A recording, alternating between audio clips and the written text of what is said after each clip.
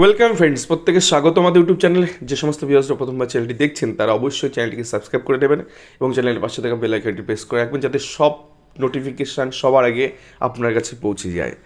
তো যাই হোক, আজকে যে বিষয় নিয়ে কথা বলবো, আমরা ধারাবাহিক 61টি পর্বে ভিডিওর কথা আমরা বলেছিলাম।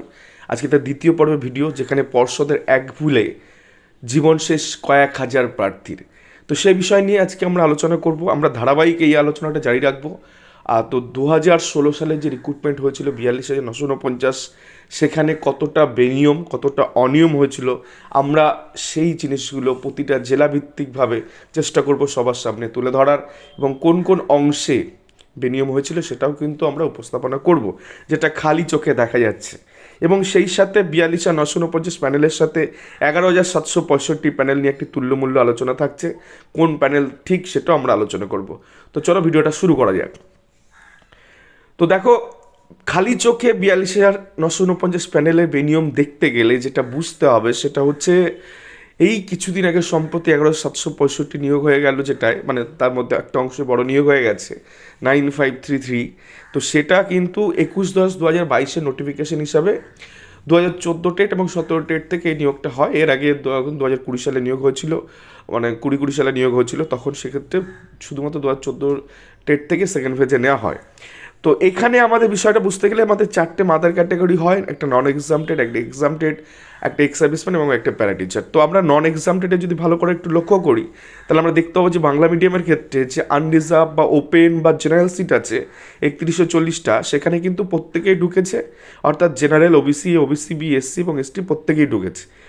তো 3,000-এর গায়ে একটা সিট ছিল, সেখানে 1,000 জনের একটু উপরে জেনারেল ঢুকেছে। দেন বাকি ক্যাটাগরিতে প্রায় ওবিসি, এবিসি, বি, এসসি এবং এসটি মিলে প্রায় 2,000 ঢুকেছে। অর্থাৎ যদি রেশিওটা আমরা একবার চিন্তা করি, তাহলে 3,000-এর মধ্যে নন এক্সামটেডে ইউআর বা ওপেন সিটে রেশিওটা হচ্ছে জেনারেল 1,000 আর ক্যাটাগরি 2,000। দেন তারপরে ক্যাটাগরি আরও সিট পেয়েছে, ক্যাটাগরির যে নির্দিষ্ট নিজের সিট ছিল সেখানে ওবিসি 539টা ছিল, সেখানে তারা পেয়েছে। ওবিসি বি 388 ছিল, সেখানে পেয়েছে। এসসি 1263 ছিল, সেখানে পেয়েছে। এবং এসটি যতটা ভ্যাকেন্সি ছিল, যতটা প্রার্থী ছিল, সেখানে পেয়েছে।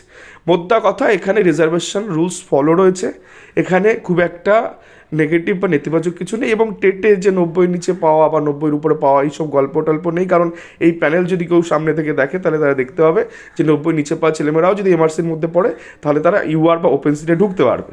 এটা গেল আমার নন এক্সামটেড। আমি যদি প্যারা টিচার কোটাতে আসি, সেম একই জিনিস ফলোড হয়েছে 11,765-তে, সেখানেও 570টা সিট ওপেন সিট বা ওপেন ক্যাটাগরি বা আনরিজার্ভ বা জেনারেল সিট ছিল, সেখানেও আমরা দেখতে পাচ্ছি যে জেনারেল প্যারা টিচার ঢুকেছে, জেনারেল নন এক্সামটেডটা ঢুকেছে কনভার্টেড হয়ে।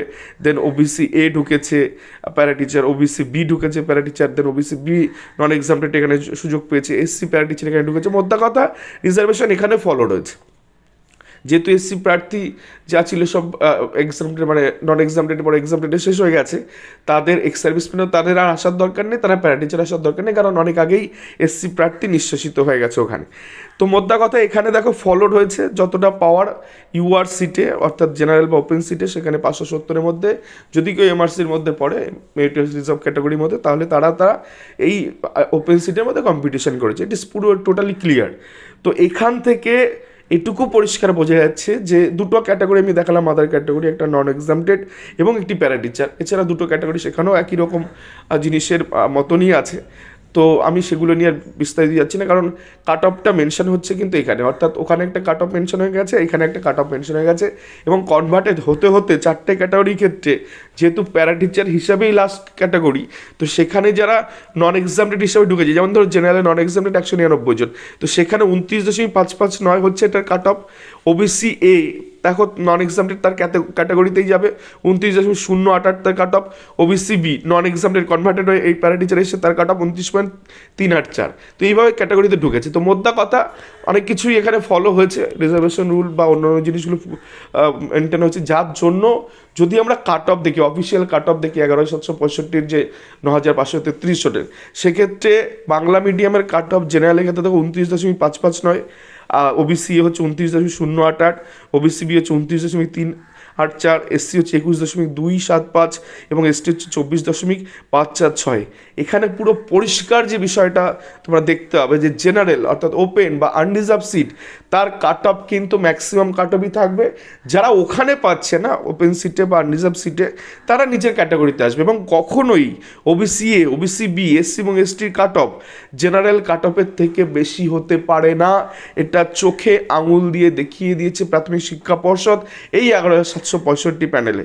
অর্থাৎ জেনারেল কাট অফের থেকে সব সময় ওবিসি এ, ওবিসি বি এবং এসসি এবং এসটি প্রার্থীর কাট অফ কিন্তু থাকবে, যেটা কিনা এই মেনটেন হয়েছে এই 11,765 প্যানেলে। তো এখান থেকে পরিষ্কার হয়ে গেছে। এবার এই যে বিষয়টা আছে এটা থেকে তো অনেকে অনেক রকম তুল্যমূল্য আলোচনা করবে, কিন্তু আমরা একটু চলে যাব 2016 সালের যে 42,949 নিয়োগ হয়েছিল, সেখানে যে অফিসিয়াল কাট অফ 23/5/2023 প্রাথমিক শিক্ষা পর্ষদ অফিসিয়ালি পাবলিশ করেছিল, সেখানে আমরা যদি চলে যাই এবং আমাদের বোঝার সুবিধার্থে আমরা এইভাবে ট্যাবুলেশন শিটে নিই, সেটা অফিসিয়াল কাট অফ বাট আমরা নিজেরা তৈরি করেছি বোঝার সুবিধার্থে। ডিস্ট্রিক্ট শিলিগুড়ি, আমরা প্রত্যেকটা ডিস্ট্রিক্ট নিয়ে আলোচনা করবো। তো district Siliguri official cut off যার কোড হচ্ছে 1 বাংলা মিডিয়ামে, যদি আমি দুটো পোর্শনে ভাগ করি, আমি জানি না যে কোন ট্রেন্ডে কতজন চাকরি পেয়েছে, নন ট্রেন্ডে কতজন চাকরি পেয়েছে। তো বাংলা মিডিয়ামের ক্ষেত্রে জেনারেল যদি আমরা দেখি, তো জেনারেল তোমার হচ্ছে অর্থাৎ ওপেন সিট বা আনরিজার্ভ সিটে টোটাল পোস্ট ছিল 101টা। তো যদি ট্রেন্ডে কাট অফ আমি দেখি, ধরেন এখানে 10 জন পেলো, তো তার কাট অফ গেছে 28.043। তো এটা নন এক্সামটেড ক্যাটাগরিতে গেছে। তারপরে দেখো ওবিসি আমি ধরলাম 2 জন চাকরি পেয়েছে, তার লাস্ট কাট অফ কত, 30.243। এটা ফলো রয়েছে। যদি 2 জন প্রার্থী এখানে চাকরি পায়, তারা তো জেনারেল কাট অফের যেটা লাগে তার উপরে সেখানেই ঢুকবে, অর্থাৎ ওপেন সিটে তাদেরকে মাইগ্রেট করতে হবে, তারা সেখানে ঢুকবে। তো ট্রেন্ডের ক্ষেত্রে দেখো এখানে জেনারেল কাট অফ যেটা আমরা লাস্ট বলছিলাম 28.043, সেখানে ওবিসি এর কাট অফ হচ্ছে যাই 1 জন 2 জন 3 জন যাই পাক না কেন, তার কাট অফ 30.243। এটা হতে পারে না, কারণ এরা প্রত্যেকে মাইগ্রেট হবে ওই ওপেন সিটে। তারপর আমরা যদি চলে আসি ওবিসি বি, দেখো এক্ষেত্রে সেম জিনিস। যদি 13 জনের মধ্যে আমি ধরলাম যে 5 জন মোটামুটি পেয়েছে, তো যদি তাও পায় বা 2 জন পায়, যদি 1 জনও পায়, তার কাট অফ 29.793 এটা হতে পারে। সে তো চলে যাবে ওই ওপেন সিটে বা জেনারেল সিটে বা রিজার্ভ সিটে, অর্থাৎ যেটা 28.043 আছে। তুমি চলে এসে এসসির ক্ষেত্রে 41টা সিট, সেখানেও দেখো 28.801, অর্থাৎ এখানে কোনো ক্রমে ওই জেনারেল সিটে এদেরকে কনভার্ট করা হয়নি। তো এরকমভাবে যদি এখানে 5 জন 3 জন 2 জন করে হয়, তাহলে এরা তো ডিপ্রাইভ, কারণ এই সংখ্যাটা ওই জেনারেল সিটে যদি ঢুকে যেত, তাহলে ক্যাটাগরিতে যখন তাদের নিয়োগ হতো, তাহলে অন্য পিছন থেকে বেশ কিছু জন আরও সামনে আসতে পারতো, বা নন ট্রেন্ডের জন্য অনেকটা সিট আরও বেড়ে যেত। এটা যেমন হয়েছে। আমি একটু চলে আসি, যদি নন ট্রেন্ডের যদি আমি বাকিটা ধরেন 101 জনের মধ্যে 10 জন চাকরি পেয়েছে জেনারেল, বাকিটা হচ্ছে তোমার নন ট্রেন্ড। তো নন ট্রেন্ডের ক্ষেত্রে আমরা যদি একটু খেয়াল করি, দেখো কাট অফটা 12.779, সে যেখানে গিয়ে ঠেকেছে। তো এই কাট অফটা এখানে তো যারা OBC A, OBC B, SC এবং এসটি যারা আছে, তারা তো সেই কাট অফের থেকে কোনো অংশে যদি বেশি নাম্বার পায়, তাহলে তারা প্রত্যেকে মাইগ্রেট হবে আনরিজার্ভ বা ওপেন সিটে বা জেনারেল সিটে। কিন্তু এক্ষেত্রে ওবিসি দেখো 12.971, ওবিসি বির ক্ষেত্রে 16.416, এসসির ক্ষেত্রে 16.063, এসটির ক্ষেত্রে 13.921। তাহলে এরা প্রত্যেকেই তো চলে যাওয়ার কথা জেনারেল সিটের মধ্যে, তাদের নাম্বারটা থাকবে সেখানে, জেনারেল সিটে তারা কনভার্টেড হয়ে যাবে। তো সেক্ষেত্রে কিন্তু সেটা তারা করেনি। অর্থাৎ OBC A, OBC B, SC এবং এসটি এখানে যার যার ক্যাটাগরিতে যে যেভাবে ছিল তাকে সে সেভাবেই রেখে দিয়েছে। এরা কোনো অংশেই আনরিজার্ভ সিট বা জেনারেল সিটে কিন্তু কনভার্টেড হতে পারেনি। তো যার জন্য কিন্তু এই যে রিজার্ভেশন রুল, কোথাও গিয়ে মনে হচ্ছে আমাদের খালি চোখের যেটা দেখে বোঝা যাচ্ছে যে কোথাও গিয়ে এই রুল কিন্তু ভায়োলেশন হয়েছে। এবং এটা যদি হয় এটা ভয়ঙ্কর, কারণ যদি আজকে এই সংখ্যক এমআরসি প্রার্থীরা তারা আনরিজার্ভ সিটে বা জেনারেল সিটে বা ওপেন সিটে ঢুকতে পারতো, তাহলে ঠিক এই অংশটারই দ্বিগুণ প্রার্থী যারা কিনা বঞ্চিত হয়ে রাস্তায় রাস্তায় ঘুরে বেড়াচ্ছে, তারা কিন্তু এই প্যানেলে আসতে পারতো লিগ্যাল ওয়েতে। ঠিক আছে, তো মোদ্দা কথা একটাই, যে যতজন প্রার্থী যারা এমআরসি হিসেবে ছিল, তারা যদি সেই জায়গাটায় পেতো, ততজন প্রার্থী ক্যাটাগরির ছেলেমেয়েরা কিন্তু এই অংশে কিন্তু নিয়োগটা পেতে পারতো। আমরা এবার একটু চলে আসি প্যারা টিচারের কোঠায় নিয়ে, যদি দুটো যেহেতু আলোচনা করলাম 11,765 নিয়ে একটা নন এক্সামিনেটেড প্যারা টিচার, তো প্যারা টিচার যদি আমরা দেখি, তো সাপোজ এখানে দেখো ট্রেন্ডের মধ্যে প্যারা টিচার জেনারেল ঠিক আছে 19 জনের মধ্যে 4-5 জন বা 2-1 জন যাই পেয়েছে কিনা, তাও 29.44 আমি মানলাম। আমি বললাম এসসি 6টা পোস্ট ছিল, তার মধ্যে একজন হয়তো এসসি পেয়েছে, তার নাম্বার হচ্ছে 30.422, সে প্যারা টিচারই হোক। কিন্তু এই প্যারা টিচার হলেও তাকে কেন জেনারেল সিটে কনভার্ট করা হবে না? সে তো জেনারেল পাওয়া লাস্ট ছেলেমেয়েটার থেকে নাম্বার বেশি পেয়েছে, তাহলে সে কেন নিজের ক্যাটাগরির সিটটা সে নষ্ট করবে? সে তো মাইগ্রেটেড হয়ে আনরিজার্ভ সিটে যাবে। আগে তো আনরিজার্ভ সিটটায় যদি তার এমআরসি সে হয়, সে তো সেখানে চান্স পাবে। তো পরিষ্কার এখানে দেখো তাকে রেখে দিয়েছে এসসি ক্যাটাগরির মধ্যে, অর্থাৎ একজন এসসি প্রার্থী এখানে বঞ্চনার শিকার হলো। যদি একজন হয়, যদি 6 জনের ক্ষেত্রে যদি 6 জন হয়, তো 6 জনই এরকম বঞ্চনার শিকার, কারণ লাস্ট কাট অফ হচ্ছে 30.422। এরকমভাবে যদি তুমি নন টেনে দেখো 13.045, তুমি ধরে নাও এই যে জেনারেলে ধরো 8 জন চাকরি হচ্ছে, 11 পোস্ট ফাঁকা ছিল, তো তার কাট অফ 13.045।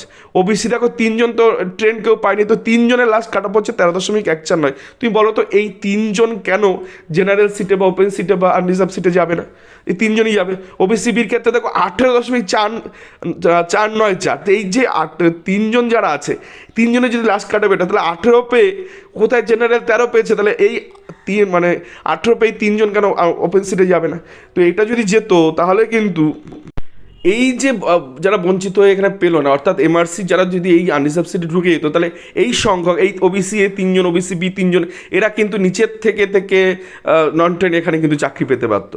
এসসির ক্ষেত্রে দেখো, এসসির ক্ষেত্রে তাই যে 1-2 জন যারা পেয়েছে তারাও কিন্তু এই দেখো 15.979। তো এরা কিন্তু কি এর মধ্যে ঢুকে যেতে পারতো। তো এইরকমভাবে কিন্তু একটা ঐতিহাসিক বঞ্চনা কিন্তু করেছে প্রাথমিক শিক্ষা পর্ষদ। তাদের এক ভুলে কিন্তু কয়েক হাজার চাকরি প্রার্থী জীবনটা তছনছ হয়ে গেছে, তারা বিভিন্নভাবে ডিপ্রাইভ হয়ে বসে আছে। কিছু জন হয়তো 2020 সালে রিক্রুটমেন্টে পেয়েছে, কিছু জন হয়তো 11,765 পেয়েছে, কিন্তু যাদের চাকরিটা হবার কথা ছিল সেই 2016 সালে, তারা কিন্তু আজও ডিপ্রাইভ। অর্থাৎ যে সমস্ত এসসি এসটি ওবিসি প্রার্থী যারা এমআরসি হয়ে ঢুকে যেতে পারতো সেখানে, এবং সেই সংখ্যক নিচের থেকে আসতে পারতো রুলস মোতাবেক, তো সেইটা কিন্তু এই প্যানেলে কোথাও গিয়ে হয়নি। তো যাই হোক, এই ছিল আজকের মোটামুটি ভিডিও। এরকমভাবে আমরা 100টি পর্বের টোটাল আরও অনেক দৃষ্টান্ত আমরা নিয়ে আসবো। তো thank you for watching this video. ভালো লাগলে অবশ্যই চ্যানেলটিকে সাবস্ক্রাইব করে দাও। ধন্যবাদ।